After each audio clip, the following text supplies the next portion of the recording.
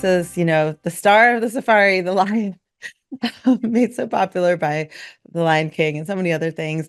Lions are amazing. I took this picture. I don't have a DSLR camera. So what I did was a very poor man's DSLR camera, which was I took my phone and I put my binoculars up to it and I focused it a bit and then took a picture like that. But I was able to get a few good shots. And so, yeah, so this is a lion mom with a couple of her cubs.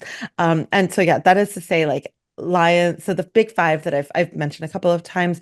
So they actually traditionally were the big five most prized animals for hunting and for game. And now they've sort of translated now into like what's as like a checklist for people to look for when they're doing game viewing through in safari vehicles. So they include the lion, the leopard, the elephant, the buffalo, and the rhinoceros. So those are considered like the most prized animals to see. However, of course, just like any ecosystem, it does not just consist of these like these ones at the apex. It consists of many, many across. So just to give a sense, I've actually through doing safaris, and I've been so lucky to do as many as I have learned a lot about birds. And so, yeah, this is the lilac-breasted roller, which is Kenya's unofficial national bird because it has so many different colors that can represent like different people, different culture, different tribes across the country. And so, yeah, so this is another one of my binocular pictures that I took somewhere of that. But just like seeing how birds interact with each other and a lot of other animals, I think has been really, really magical. Okay, so this is actually again at the when we stayed at the Marriott, they have this program. They have a Canon workshop, like Canon meaning the camera company, and so they offer like a 30-minute course in like wildlife photography. My husband got so into it, and so yeah, and then you can use this like Canon EOS camera, which is this ca with a giant zoom lens, which is I think like a $5,000 setup, and you can just use it throughout your time while you're there. And then the in-house photographer, his name is Moses, he's amazing. Then he like helps edit a few of the photos. So this is like one of the coolest things I've ever seen. And yeah, these are cats, which were like definitely, everyone's looking for the cats always, but we were really lucky to see these group of cheetahs. First, there was four cheetahs that were playing in the morning. They're just like being, just silly little kids. And then the mom like went out to go like get breakfast for them. And so we just got to see the whole thing. And it was like the first time in 20 safaris that I've like seen the entire process of like, her chase down and like watching a cheetah run. Like, I mean, obviously the stereotype is that they're the fastest runner in the world. Like seeing it in like with your own eyes is kind of incredible. And so just like like just doing the sprint to get this baby gazelle, then walking back triumphantly with breakfast.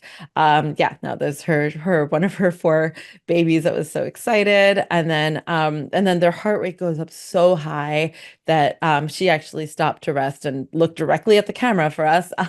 And while her babies got to eat first, and that was Mama's turn to get in on the action after her heart rate came down. So this is just a really special moment that I just thought I would share with all of you.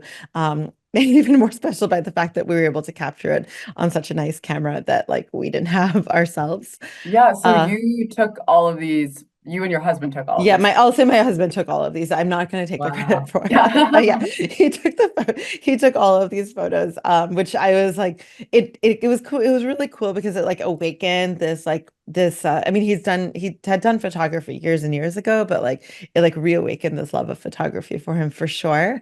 I have seen, I will say on the flip side of that, like a lot of people just kind of like struggling with all the settings and whatnot, and just like what should the f-stop be and what should my aperture be, and end up like actually not really being present and in the moment because they're so focused on getting the shot. And I actually think that that's a bit of a disservice to where you are because it's like, how often are you going to be in these incredible vista, like see these things? And sometimes I think it's just better to just like take a quick iPhone photo and then just like use your eyes to enjoy it and use your ears and listen to it too because there's it's all senses. And yeah, so I think that it was really helpful to have a class. So I would say if you are interested in taking a big camera, like if you can take a class or like, even watch some YouTube videos before going, that will definitely serve you better than sitting in the safari vehicle, as I've seen many people do, and just like struggling for like 10-15 minutes. And it's still Yeah. blurry, it's still dark, it's not a really usable photo.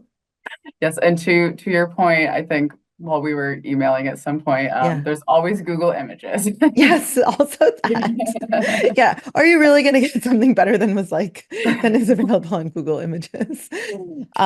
Yeah, so just to give a sense of other animals that I've seen, of course, giraffes, which are so tall.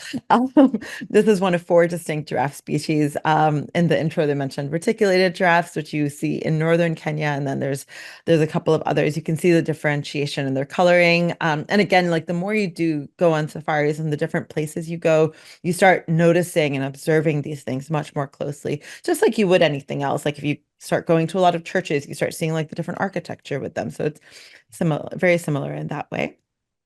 Oh yeah, this is a funny picture that my husband took. Zebras also get itchy, and so do elephants. Here's an elephant rubbing itself on a tree. And also speaking of birds, these are the gray-crowned cranes. This is a national bird of Uganda, actually, but this is taken in the Masai Mara with the Canon camera. One really interesting fact I learned about birds is that if you see birds, male and female, that look very similar to each other or almost like indistinguishable from each other, that means they mate for life. So that is the case with the gray-crowned cranes. And if you see a bird, peacock is a great example where the male is very, very beautiful and the female's not.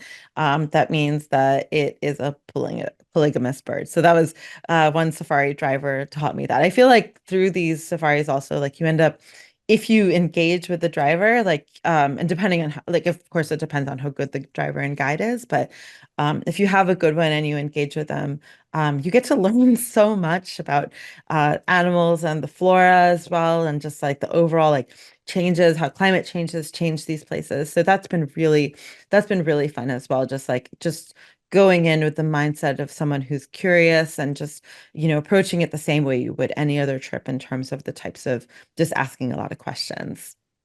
Oh yeah, and this is a picture I took actually, so I will take credit here. This is my like real life Simba and Nala moment that I was able to capture. Again, lions aren't the only ones, but they are pretty incredible. And when you take a picture with like, especially with like a good camera, and you zoom in, you start seeing like they are pure muscle, and they are just killing machines. And I think you really start to appreciate that, like, not if you just see a faraway picture, but you start like zooming in on your computer and you're like, oh wow, these things are dangerous. Yeah, that does make me wonder how close can you really get on a game drive You to, get to these big cats? Yeah, so they say that they basically like a lot of these cats they are obviously wild, but they are habituated in the sense, like, especially in a place like the Masai Mara, where there are so many tourists and there's so many vehicles that come through. But you basically like you do get very close, and if they see a vehicle, the vehicle itself is like the unit. If there have been cases where idiots have like exited the vehicle in order to like get a picture or like whatever, I don't know. And then they're in trouble because then they can see them as like individual bait. But as long as you stay in the car, which I very strongly, strongly urge you all to do. Everything else is a suggestion. That is a very strong recommendation. Then you should be fine. If you go to a much less touristed park, like we actually went once to this park. It was in northern Kenya called Lholdaiga, which it had been used actually by the British Army for like some exercises, but and there was like a couple of holiday homes there, but like very far spread apart.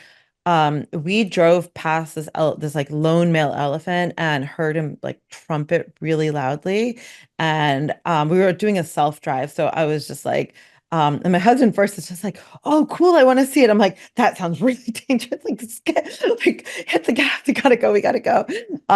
So that actually, and like later on, I learned that like the situation we were in was actually legitimately dangerous because I think that elephant, because it's not used to seeing vehicles, did probably get a bit spooked by us. So luckily nothing happened. And like, if you're able to like also just know some basic safety over time, if you do a self drive, then you're able to, you can enjoy these spaces in different ways.